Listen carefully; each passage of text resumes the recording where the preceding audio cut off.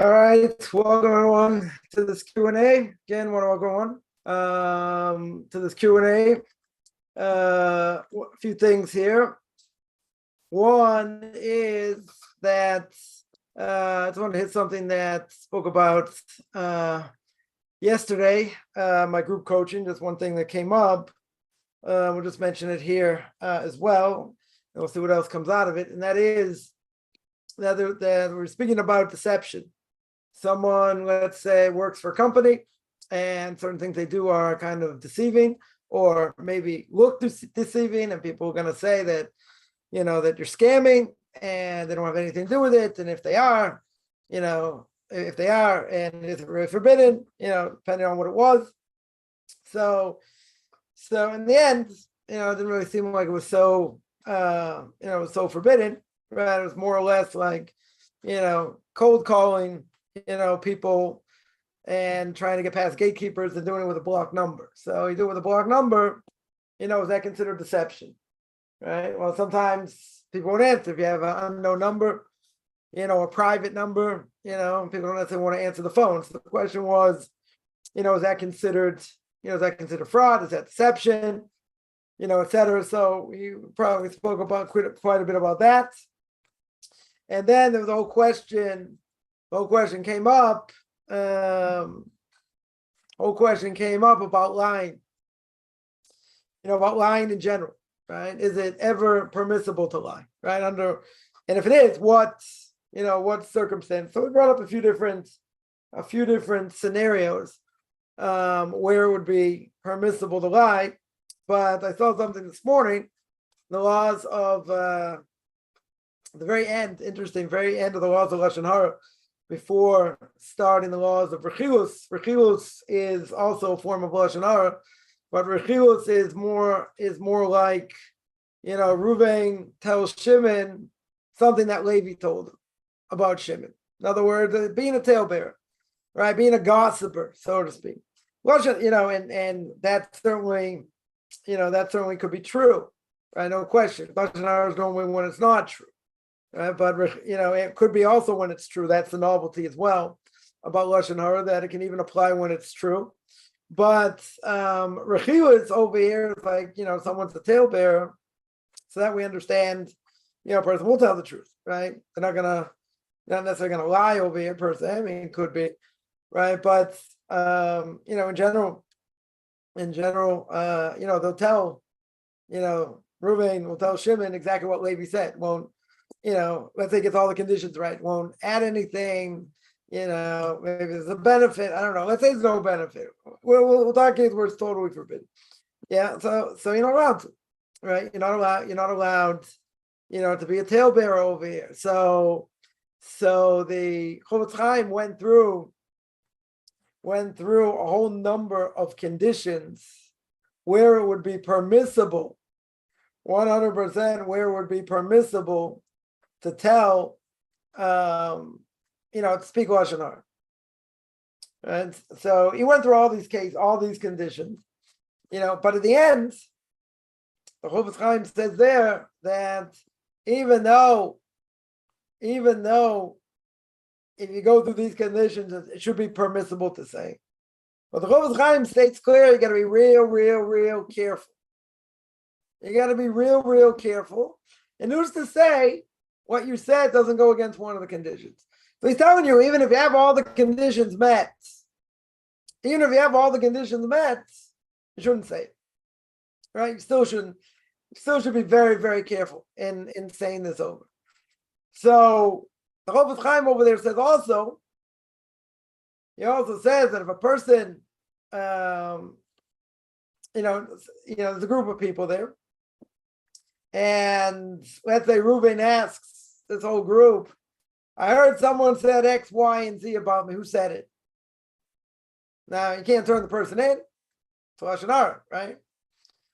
So the Chofetz Chaim there says, unbelievable. Chofetz Chaim there says, a person can, Levi over here can say, I said it. I'm the one who said it, but he's lying. He's 100%, he's lying. And so the Chofetz Chaim says, even to make sure no Lashon Hara is being is being said over here, because the prohibition is so severe, someone's allowed to lie and say they did it. Mind-boggling thing, right? But someone's going to ask if they lie. If they lie and they take the brunt of it, right? That could be a chilul Hashem, desecration of God's name if they lied. Sorry, if they, if they said I said it. Right? You hear the question? The question is, even if they lie and they say I'm the one that said it, it's still going to make the person feel bad. Oh, you said it?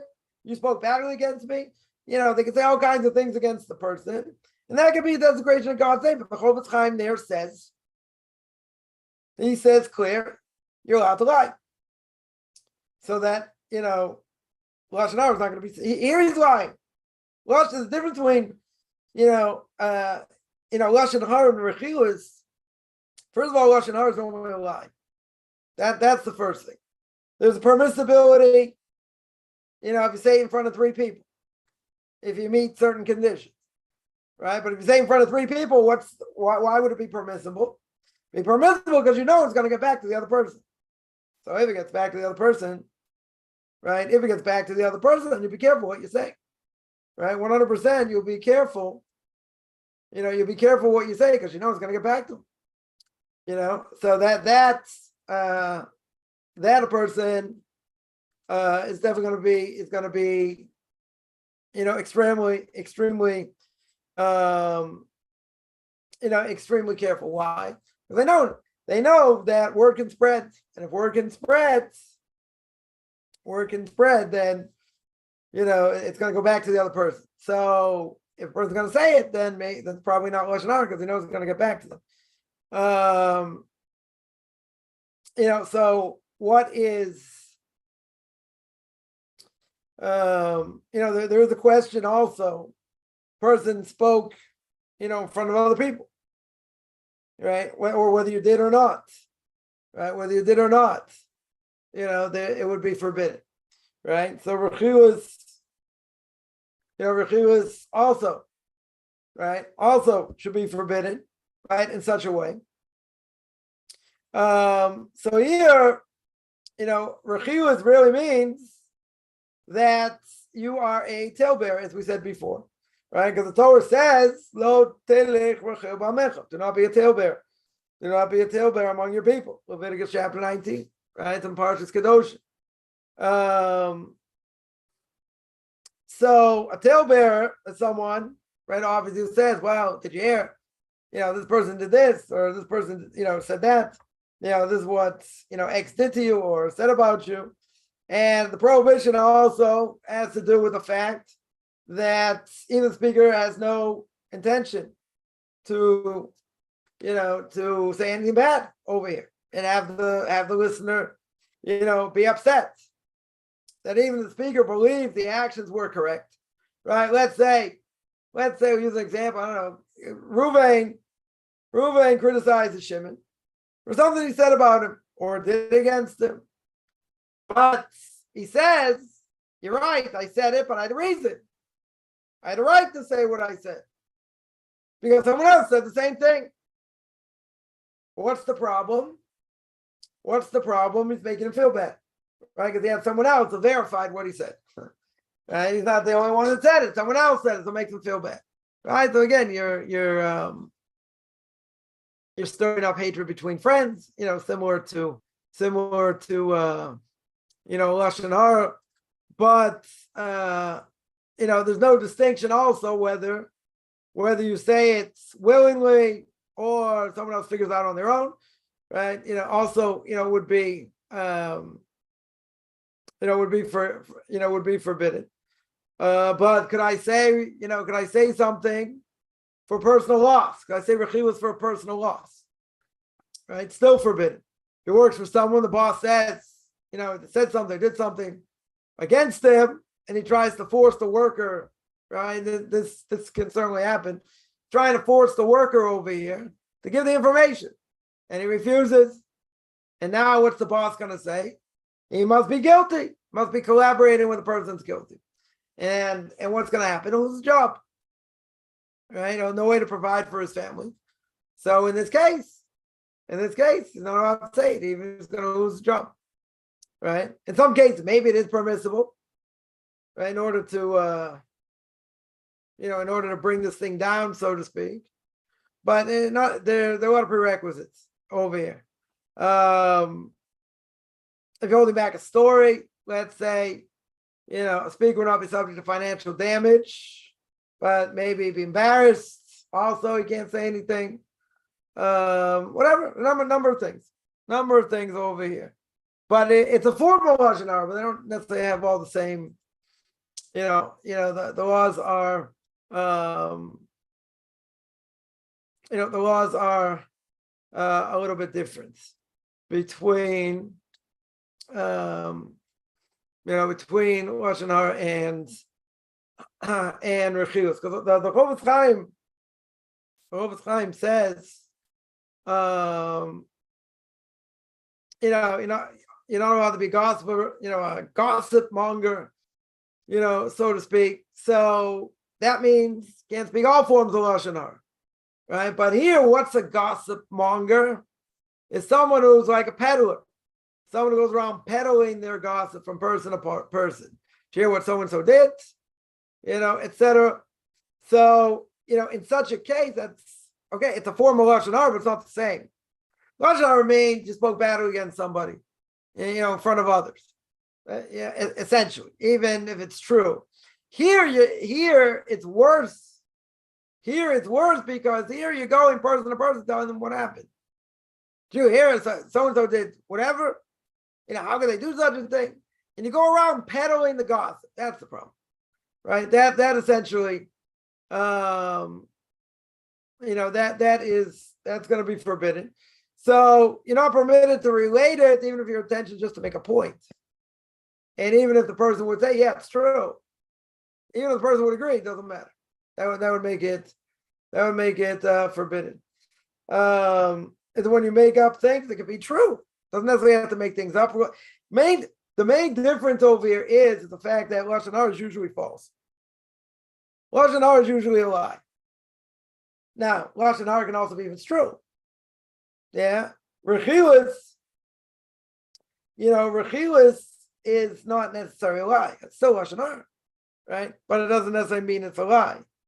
In other words, they come and say, Reuben goes to Shimon and to Levi and to Yehuda and Yisachar and Gad, and he goes to all these people telling them what Yaakov did, or what whoever, fill in the blank for the name, right? Whoever did it, but they go around person to person. Lashon Hara, you don't know where to do that.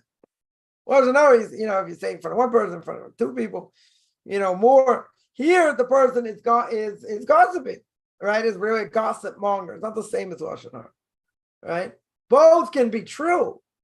Both certainly can be true. Lashon Hara is the only one that's false, right? Lashon Hara is normally a lie. The Chofetz Chaim does bring in, and he says the Lashon Hara for sure can be when it's true also. That's why, it doesn't necessarily apply to non-Jews, because if everybody knows it, why can't I repeat it? Right? Well, again, if it's true, why should I be allowed to repeat it? You should be allowed to repeat it. Right? That wouldn't, if the conditions are right.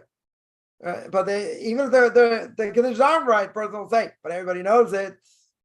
So I have to have a benefit. There has to be some sort of benefit that I'm allowed to repeat. So one of the main differences is Lashon Hara is normally fabrication. It's usually a lie. And Rechilus, it could be, but not usually. Right? That's what I would say. But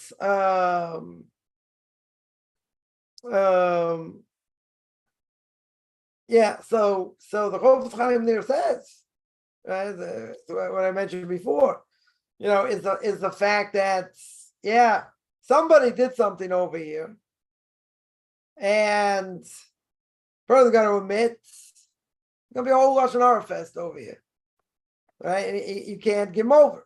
You're not allowed to if you know who it is, you can't give them over. That's forbidden, right? It'd be a similar thing, much more severe. They take let's say, I don't know, somebody holds up a whole bunch of people, and says, okay, I know one of you stole from me. Tell me which one it is. We're going to kill everyone. Now, let's say everybody knows who it is, or some people there know who it is. Everybody has to be willing to die. They have to die. You can't give them over, right? So over here, I mean, not exactly the same thing, but similar enough in the sense that, the boss wants to know who did it. And even if you don't say anything, maybe he thinks you're collaborating, even if you might lose your job. You might lose your job. Okay? Still not allowed to. You're still not allowed to. Still not allowed to give over the information. Right? But here's the amazing thing. What I have somebody that comes in and lies. Essentially, they lie in order to protect someone else. Right? So Chofetz Chaim says, better than be a whole Lashon Hara fest, let someone come and say they did it. All right, but person who, who they're saying they did it to, is going to go ballistic over here. Might be a whole Lashon Hara fest, but, giving over someone, you're not allowed to. So he was saying, in that case, you'd be allowed to lie. Right? Regardless of the repercussion, you're allowed to lie in such a case. So that would be another case that potentially a person would be able to lie. We mentioned by family harmony, right? Husband or wife can lie about their spouse for the sake of peace, certainly within reason. But a person's learning, they can also lie, and even if they know a lot more, they're allowed to lie to, show humility and not say how much they know, otherwise make people jealous. That you'd be allowed to lie for. A person's wife went out and, she's going to the mikveh and then she's going to be permissible to him. And someone asks, where'd your wife go? So that you're allowed to lie for. That for sure, because, you're not going to tell the truth. It's certainly not modest. So there are cases. A person would be allowed to lie for, and certainly if it be pikuach nefesh, right? If he's, saving a life, you could lie. You as long as it doesn't put anyone's, life in danger, as well. There was one of the rabbis in the camps during the war, Nazis know one of them, was this Rebbe, and certainly they found out who it was, they were going to kill him. So they said, okay, you want to kill all of you, you tell us who the Rebbe is. You tell us who this grand rabbi is. So someone stepped forward and said, it's me. He said, that's who I am, and whatever, and he protected his Rebbe and died. Right? He lied in order to protect him. Now, there is a halachic question here. Who says he has to give up his life? Is that something you have an obligation to give up your life? In other words, you're saving another life at your own expense. So essentially, you can ask, well, whose blood is redder? Well, I don't have to give up my life. Why do I have to give up my life? Now, could be. They might have killed everybody anyway. Who knows? That probably would have been the case anyway. Yeah. But in that case, you wouldn't be allowed to hand him over. Even put everyone else's life in danger. That's explicit in the mission. Right? That would be forbidden. Now, these are hard questions. These are horrific questions. But there are times that a person may have to give up their life, or even the laws of Lashon Hara that a person's boss says, give me this information, I'm going to fire you. Now, it doesn't necessarily mean he's got a right to, right? But if you don't give over that information, he could fire. Let's say he does. Are you obligated? Are you obligated to take this huge financial loss? And the answer is yes. Right? Most cases, you would have to say, no, I can't. I'm not giving over this information. Fire me. And the person can get fired. You can say, wow, that's how far it goes. That's how far the laws of Lashon Hara go. Yeah. Right? I'm not saying every case, person has to take such a financial loss. Right? It depends on the case, but a lot of cases, yeah. That would be the case. Yeah, that's what I want to say about that. And someone asked, let me just see if there are other questions here. 1 second. What if a non-Jew said something about a Jew? And you tell the Jew that, well, you're a convert. No Lashon Hara against non-Jews, by the way. I know it doesn't sound popular to say. But if a Jew, first of all, the law of Lashon Hara don't apply to a non-Jew. Even if they're in the process of conversion. So that's kind of irrelevant. But Lashon Hara applies to Jews. And really, Jews speaking about Lashon Hara about other Jews. So really, you'll tell me, well, not so fair. Why should Jews be allowed to speak Lashon Hara against non-Jews? And the reality is, the Chofetz Chaim says, even if you want to tell me technically it might be all right, Chofetz Chaim there says you shouldn't do it anyway. It's not a good thing to do regardless. Right? Even if you want to tell me technically it might be permissible, no. No, we say it's forbidden. So non-Jews do not have any obligation whatsoever in speaking Lashon Hara. They can speak as much Lashon Hara as they want, so enjoy it now. But I would say there's a moral imperative. Again, obligation, no. There are too many things within the laws of Lashon Hara that are not universal, that don't make sense universally, for non-Jews to keep. It's part of the Noahide laws, right? So we mentioned one of them. You tell any non-Jew or secular Jew, if you know something to be true, let's say, we'll make it easy. Everyone agrees it's true. No one disagrees. If no one disagrees, can I repeat it under any circumstances? Why not? Everybody knows it. You don't cause any damage. The whole world knows it. All over the internet, everybody knows it. Again, let's say it's true. Okay.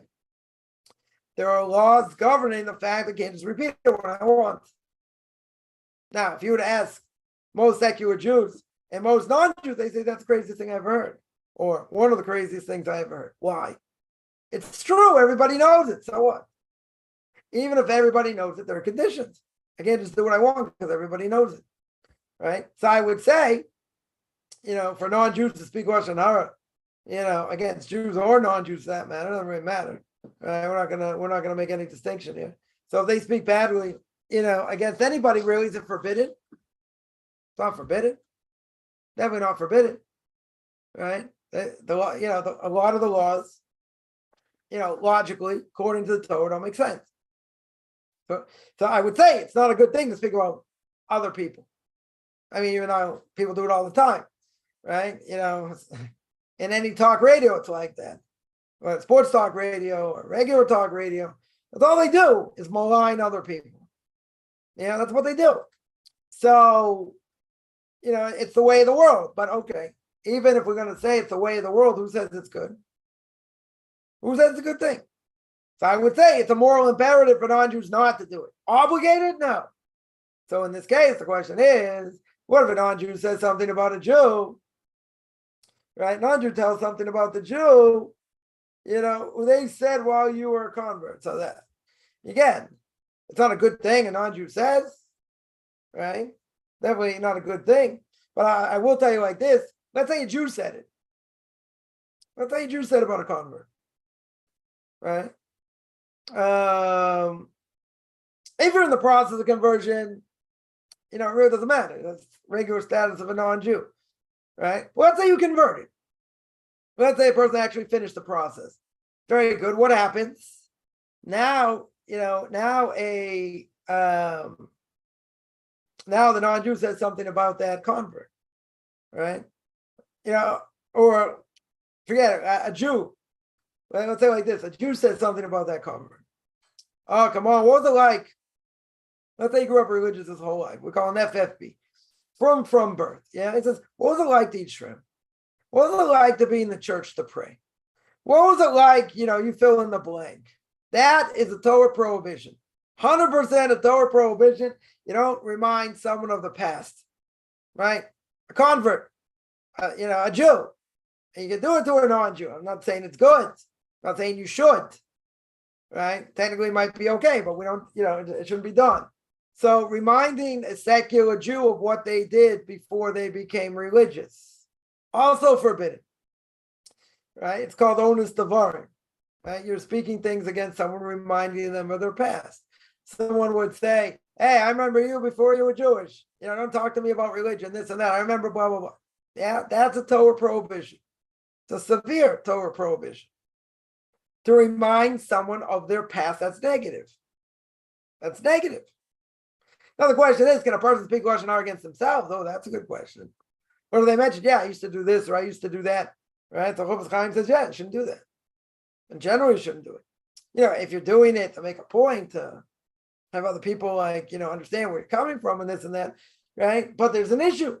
There is definite issue about a person saying negative things against themselves. Yeah. So in this case, we mentioned about a Jew doing this, because that's where the prohibition is. If you're going to tell me a non-Jew does it, right? What's the problem? Why would there be a problem? Can a non-Jew Speak Lashon Hara. Yes. Speak Lashon Hara. Is there any prohibition for a non-Jew to speak Lashon Hara? No. There's no prohibition. The only thing is, Kaufman would say, not a good thing to do. I would say it's a moral imperative, but certainly not an obligation. If a non-Jew makes fun of somebody, they make fun of a convert because of their past. Is that a problem? I mean, it's not a nice thing to do. But where does it come under a Torah prohibition? Where would the prohibition be? These laws in Leviticus chapter 19 are for Jews. They're not for non-Jews. It doesn't apply. Same way it wouldn't apply. Now, I would say, made this clear that it's not a good thing to do. Speaking badly against others is bad. Doesn't matter if that's the way of the world. They shouldn't do it. It's not good. It's not good for themselves. Because the whole point of speaking Lashon Hara, speaking badly against someone else, you don't have anything in your hand. What do? It's not like you stole Granny's purse and you knocked her down and ran off with her money. Right? That I have something in my hand. A person spoke Lashon Hara, they spoke badly against someone else. What do they have in their hands? Nothing. What they're doing is they put someone down in order to make themselves look good. They put someone down to make themselves look good. Yeah, if you think about it, it's a very strange thing. Right? It's a very, very strange thing. Because where's the benefit? If you tell me you got property, money, something, I got benefit. I got for sure benefit. I got Granny's purse. I got benefit. I got some benefit here. If I don't have any benefit, right? I don't have something tangible in my hand, right? I don't have credit card. I don't have money. I don't have anything, right? So why would someone do it? There's no benefit. Oh, but what's the benefit? What's the benefit of speaking badly against someone else? The benefit is that you put someone down in order to make yourself look better. Or you make fun of them in order that you want to make them look stupid, in the sense that, oh, like you're religious Jews, you think this and you think that, and they're just making fun. Why? Because they want to say there's nothing to it. It doesn't really matter. Right? Like I had someone once tell me, I mentioned this story before. Someone says, hey, if I breathe, only a Jew would say this. Non-Jew wouldn't necessarily say this. Right? So what does this Jew say? If I breathe on your kosher food, does that mean it's not kosher? Don't you guys do not mean you don't get these type of things? Yeah, if I breathe on it's not kosher. Yeah, is it kosher or not? I said it's kosher. Just has, what do you call it? Just has bad breath on it. That was my answer. In other words, they're trying to make fun and say, oh, the laws of kashrus, oh, it's hocus pocus. I can breathe on it. It doesn't mean anything. Yeah. So why are they saying it? They'll say, oh, just to be funny. Ha ha. But what's deep down? Why are they really saying it? To make fun. They want to show there's nothing to it. And if I breathe on it, doesn't mean anything. So I'm just as valid, I'm just as good as you, even if I don't even get kosher. That's what they're saying. Essentially, it's what they're saying. Right? So, why do people make fun and this and that? They feel threatened. It's one reason. That you're telling them they're not doing something right. I didn't say anything. I'm just getting my kosher food. I'm not, it has nothing to do with anything. But they feel something inside. They feel guilty. They should feel guilty. They're doing the wrong thing. You're judging me. Didn't open my mouth in this case. I didn't say anything. Yeah, the problem is, they'll say, oh, you think you're better? You think, that's where it starts. That's where it ends. You don't win. You don't win over here because they feel guilty somewhere. So they sit there and make fun. But what do they have tangible? That's the question. What benefit? What do they have? They have the benefit of just making fun. That's the benefit. They don't have anything else. That's why Lashon Hara is like a strange thing. I'm sure most people, never thought of it, in that sense, because people do it all the time. People make fun to be funny, to show, belittle people, make fun of them. Yeah, it happens all the time. I'm not saying it's right. It happens all the time. but it's not good, right? But deep down, maybe a person is insecure. Maybe they're jealous. Maybe, I don't know, fill in the blank. But it's fun. People do it. People do it all the time. Then they'll say, "Oh, why being so sensitive?" and whatever. But the bottom line is, what do they have from it? What in the world do they have in their hand? What's tangible? What's tangible is they feel better knocking you down. It builds them up. That's what it does. But it's nothing. I mean, you can say that's something tangible. Okay. You can say it's, that is something. But I'm just, you dig a little bit deeper, you made fun of someone, everyone laughs, at your expense. Ha, right? They laugh. They laugh at your expense because they don't want to be looked down upon. They don't want to think, oh, you think I'm, or someone said, you think I'm no better than a non-Jew. I never said that. I said, wait, that's great Shabbos in public. That would make you like a non-Jew. But, I didn't go there. Like, someone was like bragging once. Someone was bragging. I was like, yeah, I'm just like a guy. Like, what are you bragging about? You got a second grade education. You can barely read Hebrew. That's something to brag about. I mean, felt like saying you should be crying.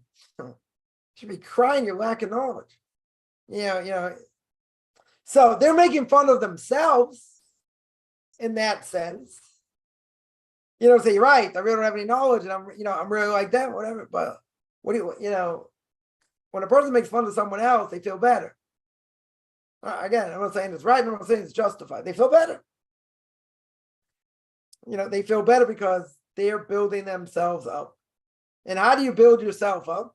You nail somebody else, right? Especially in a crowd, right? That builds your self-esteem. Everyone laughs. Everyone gets a good laugh, at your expense. Never a good position to be in. And even if someone's in a position, a person gets embarrassed in public, that person just committed murder. If they embarrass you in public, right? The Rabbi Yonah said, you embarrass someone in public, you lose your portion of the world to come, which is unbelievable stringency. Because others hold, first of all, it's not even real murder. It's an offshoot of murder. And not everyone agrees if a person murdered someone, whether they lose their portion of the world to come or not. Many say you still have a portion of the world to come if you repent. Right? Obviously, you need to repent. Right? I'm talking about premeditated murder, not necessarily by accident. Right? But the Rabbeinu Yonah in the Gate of Repentance, Shari Tshuva, says an unbelievable novelty here. He's telling you it's an offshoot at best. Why is it an offshoot of murder? Because it turned white and it turned red. Anyone that's ever been embarrassed, they understand this. They want to go crawl in some cave or under a rock, right? It's totally embarrassing. You're right.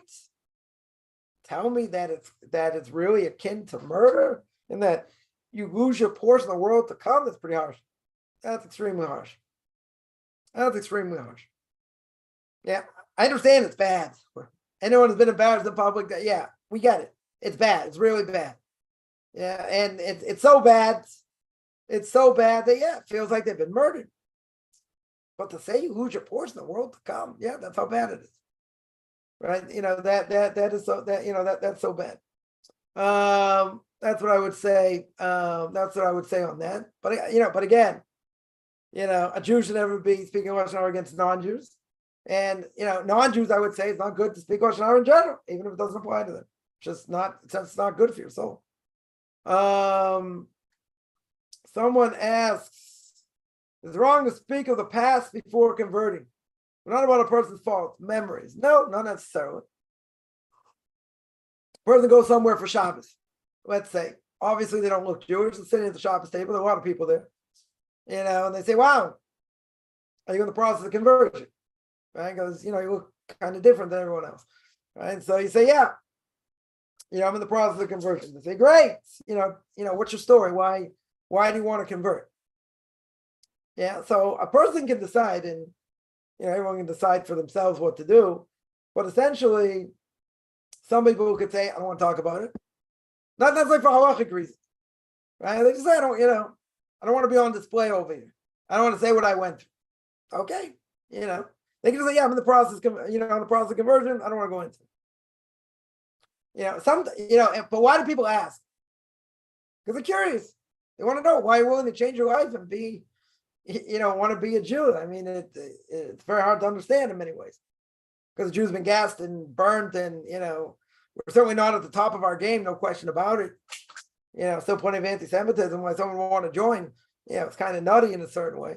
I'm not saying anyone who wants to is a nut. I'm just saying it's strange. I grew up with it, so I don't really have a choice. But if someone want to choose it, some people don't mind being, telling their story. They don't mind bringing up, things they went through, whatever. To have people, understand more about themselves. Do they have to? No. Is it a halachic problem? No. But if a person doesn't want to, and it brings up negativity, and it brings up bad memories, then you can just say, I'm in the process of conversion. I don't want to talk about it. That's all you have to say. You don't have to say more than that. If they egg you on, just say, no, I'd rather not talk about it. That's it. Leave it at that. People aren't asking, so they like rub it in your face and say, what was it like for this? Or what was it like for that? People are curious. People are curious, in general. I know some people, or at least one person for sure, that, and actually a few people, I shouldn't say that, a few people that, in their communities, nobody knows their converts. They hid it. I mean, obviously the family knows and whatever, but essentially they hid it because they didn't want any repercussions. They don't want repercussions for their kids, get into schools, marriage prospects, different things, because there can be repercussions. I should marry in a family like that. Why would I do that? They could be the most religious of people. Doesn't matter. There's baggage there. Everyone's got baggage anyway, but this is kind of harder. They have to deal with their parents, and if they're still alive and whatever. People just want something relatively simple, relatively easy. No issues. There's gonna be issues, but you don't want to add. You don't want to add issues. So there are people that will not say that the convert. Because of that. It's sad. It's sad because there can be discrimination for sure. I'm not saying it's right, by any stretch. But people look at, others differently. But I would say, a lot of these stories that I hear are they're unbelievable stories. And, no way to put it. They're just unbelievable stories. Right? And I always say one day I'm also going to want to convert, but people say, come on, you're already Jewish, right? But they're inspiring. People, even if they don't convert, and they say no hides, they go against the grain and they tick off their family and they're living on their own in the middle of nowhere, and they have it very hard.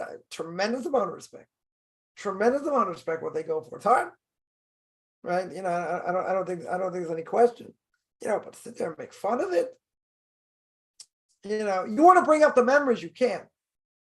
You definitely can. Speaking of Lashon Hara against yourself, that's a different issue. It wouldn't apply if you're a non-Jew anyway right now. But, at the same time, if the memory is going to be painful, then you don't have to. There's definitely no obligation to whatever you feel like speaking about. People, want to hide things or they don't want to bring it up. They don't have to. Right, 100%. But admitting faults, everybody's got faults. Everyone, to whatever extent, makes mistakes. Right? As King Solomon says, no one's lived in this world has never sinned. It's only a handful of people, the Gemara says, who have lived in this world and only died because of the sin of Adam and Eve. You have a handful of people. Everyone else, are there things they could be better at? Sure. And admit they have a problem with anger. Is that Lashon Hara on themselves? No. They say, this is what I have to work on. Then say, Lashon Hara. If a person would say, oh, I did this and I did that, and then when I got angry, this, that, okay, it's a different issue. But then you have to work on character traits or whatever the character traits are. Everyone has what to work on, right? That doesn't necessarily come in the category, what do you call it, Lashon Hara. Somebody asked, why is it so hard for the Jews to go to heaven and so easy to go to hell? Well, first of all, there are a lot of mitzvahs, aren't there? There are a ton of mitzvahs to do. So therefore, depending on a person's level, depending on their level, they could get punished severely for something minor. To the extent they could lose their portion of the world to come, the Gemara says, certain people lost their portion of the world to come. How you could lose your portion of the world to come? But you have to remember one thing. God's not interested in zapping people for no reason. In other words, there's repentance. So if a person repents and a person tries to go in the right path and they fail, so it depends what level they fail at. But nobody today is inherently that bad. Not too many are inherently that bad. They're just going to fry in hell forever. There will be some, maybe, that will. God's going to wipe them out. They won't have a portion of the world to come. But God has mercy. You have to remember, God has mercy, right? I'm not saying the mercy is infinite. He's got a lot of mercy, though. I mentioned last week, I think it was last week, about, even if a person feels bad about what they've done, they don't admit they did anything wrong verbally, right? They didn't confess, but they say it in their mind and they feel bad, right? According to many rabbinical authorities, that's repentance. And even if they died as someone who did tshuva. Yeah, so how they're going to fry in hell forever. They may pay a certain price, not going to fry in hell forever. So God has mercy. There are certain things God is not going to look the other way for, right? I don't want to get hammered and say, well, no one's ever going to hell. That's not true. People are going to pay a price, but understand the repercussions for your actions. Not everything is going to be wiped away because it gets wiped away. There's still going to be payback. But why is it so easy to go to hell? Because we're not righteous. That's why. And we make a lot of mistakes. And we sin. People sin. Everybody sin. Some more, some less. So why shouldn't there be payback? Torah's all full about payback. Right? Second paragraph of the Shema. Jews say twice a day. Sometimes they say it at night also before they go to sleep. It's all about reward and punishment. Read this week's parsha, Parshas Ki Savo. Right? Look at all the verses. Look at all the verses about curses that have all come true. Why they all come true? Right? Let's analyze. Why did they all come true? Why have women had to eat their kids? Because they were starving in the time of the temple period, second temple period? Because of sin. God hates sin. He doesn't want us to make mistakes. He doesn't want us to make egregious mistakes. In the second temple, what was the reason? God had to reveal the reason, the Gemara says. What was the reason? Sinas chinam, unlawful hatred. In other words, King Solomon says in Ecclesiastes, time to love, time to hate. King David says, I love those that love you, I fight against those that hate you. Yeah, you can hate the action, not necessarily the person. But think about it. Think about it. The Jews didn't speak nicely to others. And they spoke Lashon Hara. Doesn't mean they didn't do other sins. Well, Lashon Hara is worse than the three big that you have to give up your life for. Anytime, any place. Right? Immorality, idolatry, and murder. They didn't have respect one for another, spoke Lashon Hara against one for the other. Look at the severity of what happened to them. The Jewish people never should have recovered. Never should have recovered. Temple destroyed, tens of thousands, if not millions, depending on the numbers of how many people died. They didn't have machine guns killing people. They hacked people to death. They had this treacherous walk going to Babylonia. Anyone got out of line, they just hacked them to death. God hates sin. Bottom line. So depending on the level of the person, the repercussions could be catastrophic in this world and the next. So how is that so hard to understand? Why is that so hard to understand? It's reward punishment. Depending where a person's holding, we'll get nadav and avihu, minor transgression for them at their level. Spoke about this a lot when I spoke about in Leviticus chapter 10. Yeah. Minor sin but at their level, they're very close to the king of minor sin. Oh, they died. Question what sin they did. Okay. Closer you are to the king, the more responsibility you have. Is God looking to zap us at all times? No. But he'll punish, and he'll punish severely if he has to. Because we have an obligation. The Torah says you got to serve me. And you got to serve me the best of your ability. I don't want your prayers you're just going to say by rote. I don't want crummy blessings that you make. I want you to do it right. I don't want you to say Scoppin would say get a C-. I want you to do it right. And you give me lip service? Imagine if I was God today, put on my funny George Burns glasses and my funny mustache. And I look down and say, wow, look at these people that are praying well. Unbelievable. But now let's go into their brains deep down. Let's see where they're holding. Like I said, that's how you pray to me. I give you life. That's how you pray. Well, what God said to Cain. Abel brought this great offering. God brought down fire and ate it. Cain, he brought a bunch of dandelions. Put flax on an altar. Cain saw that God wasn't happy. And then he got mad and God tried to have him repent and he kills Abel and all that. God looks down and he says, well, what are you doing? You give me dandelions? If you tell me you got me the most expensive roses and they're really trimmed and whatever, put it on the altar. One thing. Then you gave from your heart. You gave from your heart over here. I get it. Right? That would make me happy. But you gave me a bunch of dandelions. Right? So Cain says, well, it's a thought that counts. That's what Cain's going to say. It's a thought that counts. God says, you don't understand? You're one of the first people that's actually born in this world. You don't understand what you're supposed to do. You don't understand, there's a higher level to serve. This is what you did to me. That's an insult. Take your dandelions and stuff it. If I were God, that's what I'd say. Say worse than that.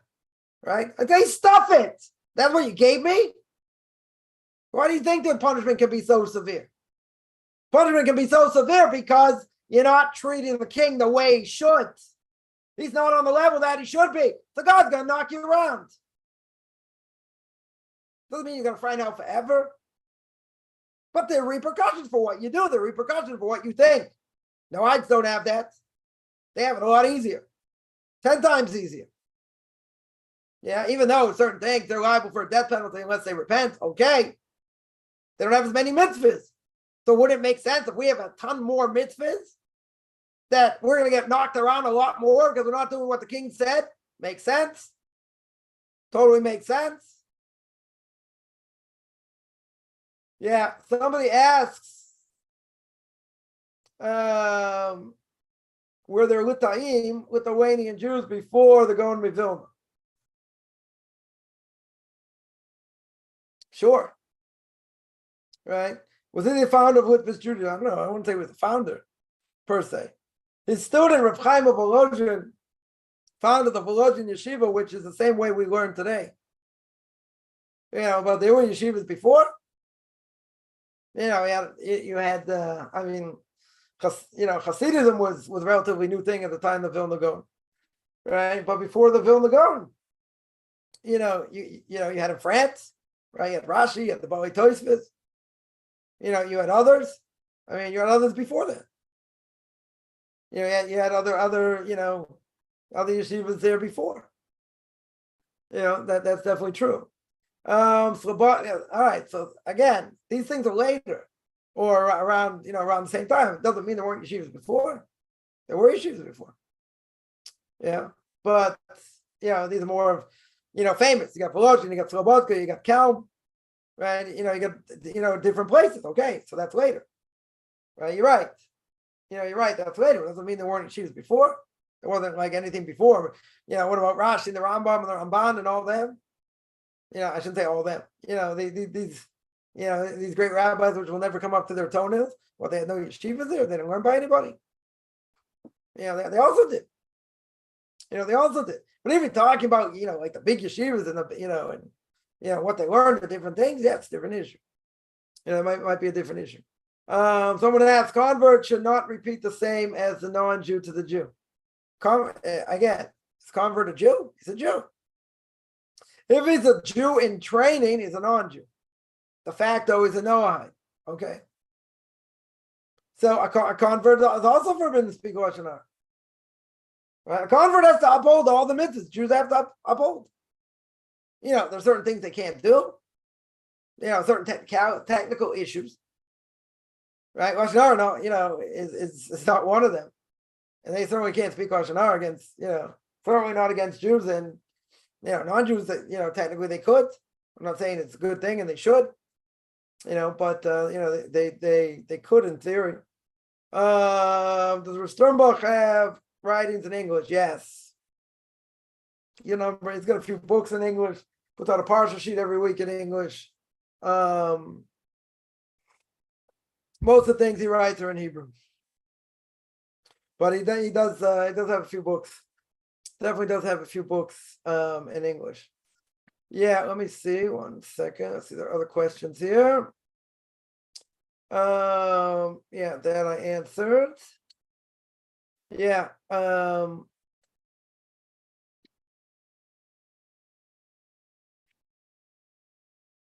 Yeah, someone. Oh, I forgot to read one thing. It was Moshe Feinstein from that tradition. So he was in Russia, right? Moshe Feinstein was what do you call it? Was in I forget where he was in somewhere in Russia eventually. Whatever. Eventually got out. Thank God.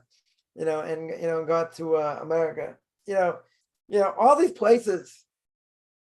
Poland and in Russia, like a lot of these, these yeshivas after.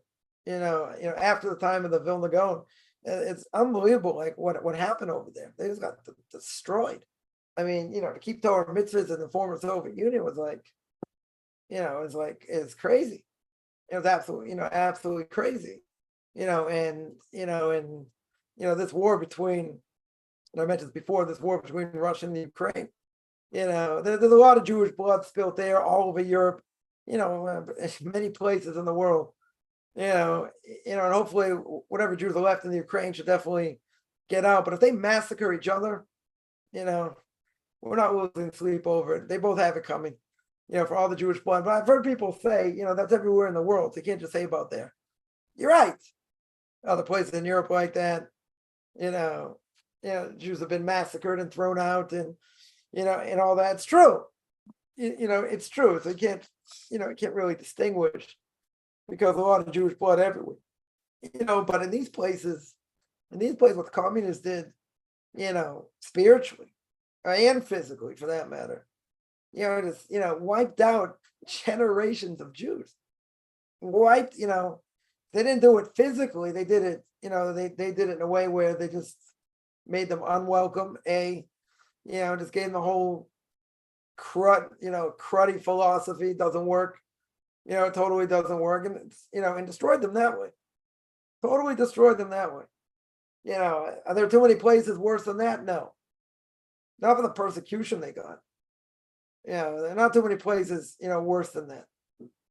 So, I would say, both parties, not popular to say, because everyone thinks Ukraine's the big underdog here.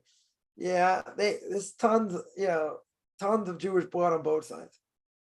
On both sides. But you can say that anywhere. You can say it in Poland, you can say it in Hungary, you can say it all over Europe. All over Europe. It's like that. So again, I've heard people say, well, you really can't say that because it's, Jewish blood's been spilled all over the world. Okay. Some places it's worse. Some places, it's a lot worse. But at the end of the day, like I said, I know a few people that they came they came from Ukraine, and they're here in Israel. One was in America and then came here a number of years ago, and the other came to yeshiva here, I think when it's 15, 16, something like that. Neither of them had one good thing to say about how they grew up. Not one. Yeah, some people in America can say the same thing, different things they went through, but not necessarily to this extent. And you hear stories before the war, just like the utter poverty and persecutions that the Jews went through, and Jews just wanted to get anywhere away, just to be able to live, freely. And America was like a haven. You can live there, you can be Jewish, you can do what you want, more or less. But that destroyed us another way. So physical persecution at least kept Jews together to a certain extent. This persecution that they did to themselves, spiritual persecution, destroyed themselves, totally destroyed themselves. Right, and at the beginning of the 20th century. So, it's also bad.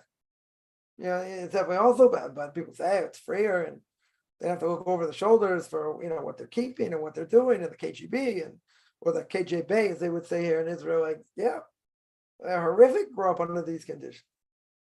That is no question.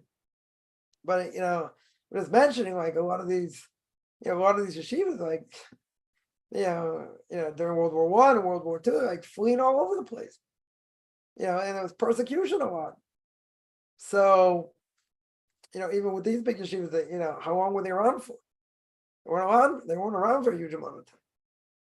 Just had all these different, upheavals, upheavals going, going on. And someone mentioned, before that, Chmielnicki, won't even go into that. Some of the horrific things that were done.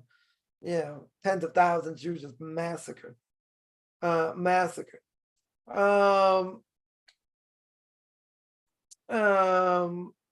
Somebody, so where do you find the books? You can get them online. He's got a few books online. Someone's got a few books online. You have to look online. You can probably get them online. 1 second. Any other questions here? And the Jews have been burdened with the sins of the nations. No. Jews have been burdened by the sins of their own. They don't need the sins of the other nations. If Jews don't keep what they're supposed to keep, then there's payback. There's serious payback. And we see that throughout history. Jews are doing good, Jews seem to be doing good. They get thrown out here. They get thrown out there. Massacred here, massacred there. So what does that do with the nations? The nations are just the conduit to do it. They're just God's messengers to do it. But the reality is, why is it happening? Why is it happening? One thing, sin.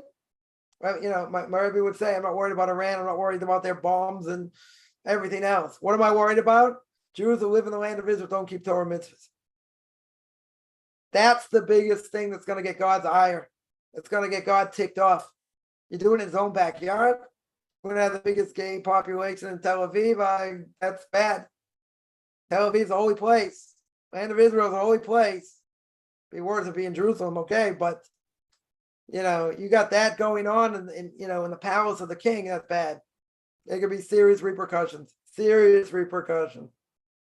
So he says, you're worried about the bomb and the Arabs and and all that. No. What's going to get God's ire and anger more than anything else is what they do when they sin in the land. And it's bad if they sin outside the land? Yes, it is. But when you're sinning in God's palace, it's worse. 10 times worse. So it's not about the nations, right? We're influenced by what we're surrounded by. That's true. That 100% is true, right? So they have a role, in breaking us down. Okay. But the reality is, the Ramchal says in Derech Hashem, in the path of the just, says in the way of God, we're here to struggle, to toil. So wherever we're born, wherever we live, it has, good parts and bad parts. Maybe some places are just bad. They're totally bad. But the influence can destroy. So what the communists did physically, that's Asa, physically trying to destroy the Jewish people. Then they go to America, and we're doing it to ourselves. No one's putting a gun to your head to intermarry. They're doing it to themselves, spiritual holocaust. So what's worse? You would think, okay, Jews are being persecuted, they band together. But when they do it to themselves, that's worse. I'm not saying, it's any great shakes to be under, communist rule and all that. That I agree. That's horrific also. But I'm saying, if you're giving in to the country where you live, and you're marrying their women, and there's no problem, and everything's free, Jerusalem gets destroyed. Destroyed. Jews coming to America, 50, 60, 70% into marriage. That is what's going on today. So we're losing tens of thousands by the droves. Statistics in the year, I think in the early 2000s, they said we're losing 35,000 Jews to assimilation a year. It's got to be double by now. I would think it's double by now. But how many people are converting to Judaism and coming back as Bali Tshuva, Jews who weren't religious and became religious? 1,000 a year? Maybe, if you're lucky. I'm being generous. Yeah, let's say it's 1,000. Let's say it's even 10,000. I'll be even more generous. Off my rocker here. Yeah, let's say it's 10,000. Let's say it's 10,000. You're losing at least 40, 50, 60, 70,000. They're not going to be replenished. They're going to fall off the face of the earth. So I'm a big pessimist. At the end of the day, they're going to fall off the face of the earth. Whoever's an Orthodox Jew, hopefully is going to survive. That's it. Well, God has mercy on some of them, but I can't imagine. Why would God save them? That's a great Shabbos. They eat treif. Why should he save them? So it makes sense why he should save them. If they all repent, very good. If they don't repent, they're in serious trouble. But again, it's a spiritual holocaust. I heard Rav Talbot, bless him, everyone say it's a cleansing process. It's a cleansing process. So who's going to be left? The only ones that are going to be left are keeping Torah mitzvahs at some level. That's it. Everyone who's eating pork and shrimp and intermarrying, they're finished. That's what we see. They have no connection to Judaism. We can only save certain people. We're not going to be able to save everyone. I definitely don't believe that. You won't be able to save everyone. So it's not about necessarily the sins of the nations. We're stuck living by these nations. So they have influence, and it could be totally negative. 100% could be totally negative and have a negative influence, on the Jewish people and how they keep Torah mitzvahs. Somebody asked, why do God people make angels? So they wouldn't go to hell. Yeah, wouldn't it be more merciful? God doesn't want robots, but God doesn't need anything anyway. Right. God doesn't need anybody. True. God has plenty of robots in the world. You know what we call those robots? Plants, animals, they're all programmed DNA. If an animal decides to eat, not to eat, doesn't matter. They're programmed. Yeah. If God made us like angels, do we have free will? That's exactly the claim Moshe Rabbeinu made against the angels. The angels wanted to burn them up. So God's like, Mo, answer them. Moshe Rabbeinu was terrified. He's like, they're going to burn me up. He said, don't worry, I'll protect you. Answer them. So he told the angels, he said, can't eat milk and meat. Does that apply to you? Because the angels didn't want to give the Torah to the Jewish people because we're going to ruin it and dilute it and all that. So he says, can you, so it says, do you have the laws of Shabbos? You keep Shabbos? You have other things that you keep? And they had to answer, no. They said the Torah doesn't belong to you, it belongs to us. Right? So if God would have given the Torah to angels, let's even better. God would have made us 100% angels, put us in a body but we're more, we're more of a spiritual entity, whatever that means. We're not tied down by the physical world. Why would God do that? That would make no sense to do. Why? Because he gives man free choice. We're the only ones that have free choice. God gave us, when he breathed in the spirit of life, he gave the Ruch Mamalu, the ability to make decisions. Animals don't make decisions, instinct. God doesn't need robots. There's no point to have robots. He needed somebody that was part him, part earth. Yeah, so we have an evil creation. We can make good decisions, bad decisions. But if we were angels, that would defeat the whole purpose of creation. That would absolutely defeat the whole purpose. Why? Because we have free will. And if we have free will, we'll make good decisions, bad decisions. Yeah. But you're right. If we make good decisions, then we'll have a greater portion of the world to come. If we make bad decisions, we can fry in hell for a long time. That's true. That is true. But if it wouldn't give us free will, then what was the purpose of this world? The purpose of the world, he gave man the ability to be in it. It wasn't for him. God has no needs, right? So it can't be for him. So he created this world for us. We have to know how to navigate it. But if we were all robots, God got plenty of robots. He doesn't need us. 100% he doesn't need us. Right? So there would have been no purpose to make us, pure angels that would never make mistakes. There would be no purpose. Then what's the challenge? No challenge in this one. Right? That would be the answer.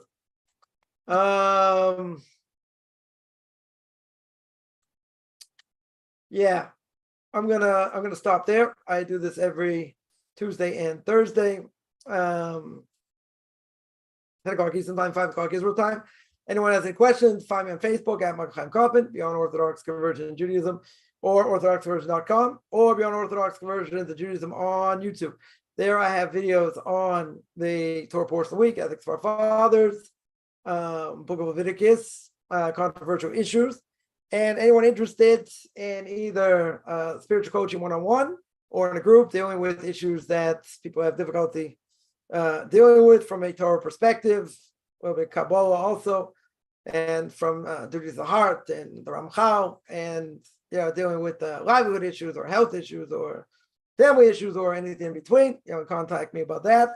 And you can send me an email, rabbichaimkaufman@gmail.com, RBBICHIMCOFFMAN @gmail.com.